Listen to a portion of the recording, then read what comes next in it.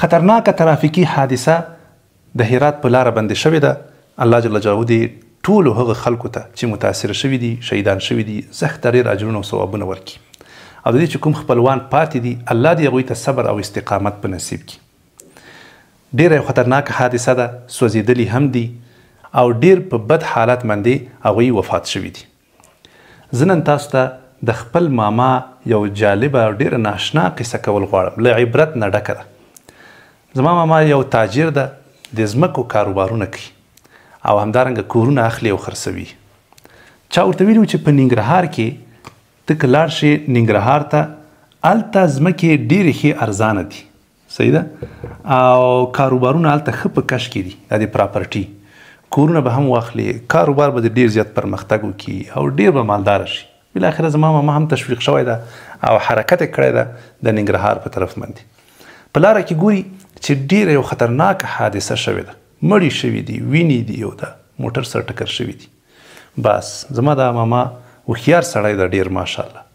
ده دا درس او عبرت اخیستی ده چې نن په دوی باندې راغلی، دغه رقم حادثه په ما باندې هم یو ورځ راتللی شي. لرې نه ده چې په ما باندې هم دغه رقم یو حادثه یو ورځ خطرناک حالت سره زه هم یو ورځ مخامخ شم. بس سمدستي د تصمیم نیولی چې ننګرهار نه تیر له دې کاروبار، تیر له دې پیسو ګټلو او تیر له دې تجارت نه. څنګه چې هلته رسېدلی ده، له همغه جیب بیرته سمدستي په موټر کې راسپور شوی ده او کابل ته راغلی. له دې قصې نه موږ تاسو څه عبرت او درس پند اخیستلی شو، دا لږ وروسته درته وایم. خو له هر څه نه مخکې موږ تاسو لازم ده چې موټروانانو ته نصیحت وکړو، توصیه ورته وکړو چې د الله په خاطر باندې احتیاط کوئ. دا څومره خلک چې تاسو سره په موټر کې سپاره دي، په دغه ترافیکي حادثه کې فقط له 80 نفرو نه زیات شهیدان شول. د دې ټولو مسؤلیت د موټروانانو په غاړه باندې ده. دوی باید پوه کړی شي چې د ټولو مسؤلیت ستا په غاړه.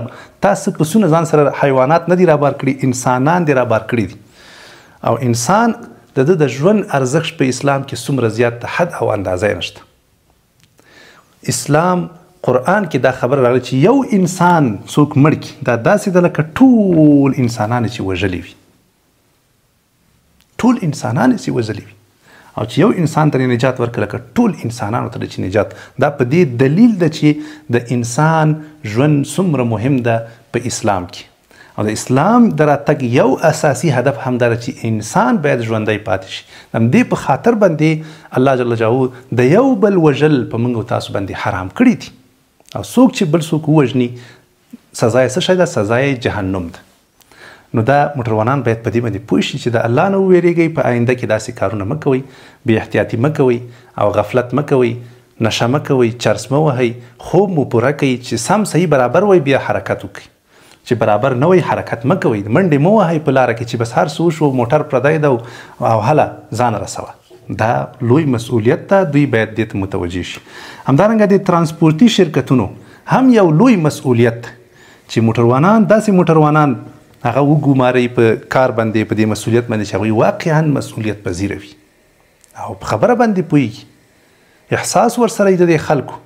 داسې نه چې یو نفر ورته کېنولی ده او بس منډې وهي. ښه باید ماهر واوسېږي، احتیاطکاره باید واوسېږي، دا باید نوټس کړي، وختاً په وختاً ویې څاري، له خلکو باید معلومات ترلاسه کړي او له خلکو باید معلومات وغواړي چې دا سړی دا ډریور څنګه و. د یو په ځای باندې باید 2 ډریور هلته ورسره کېنوي، 2 موټروانان باید موجود وي چې یو خسته کېږي، بې خوبه کېږي، بل هلته ورسره کېني او سم په صحیح په احتیاط باندې موټرواني وکړي. نو د شرکتونو مسؤلیت ډېر غټ ده.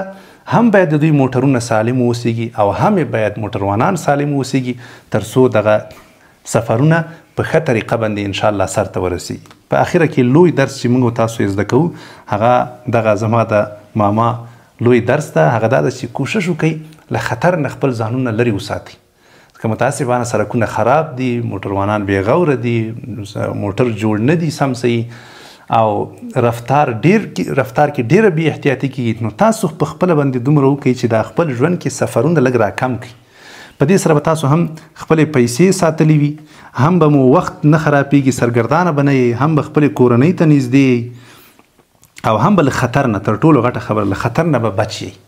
د خطر اندازه باید موږ تاسو په خپل ژوند کې راکمه کړو. دا ونه وایو چې بس الله موږ ته په څه شی په تقدیر کې لیکلي دي، لیکلي وي بس ورځه پې ځان مړ که، څه کوې چې دا الله راته په تقدیر کې لیکلي دي. نه، ته څه خبرې؟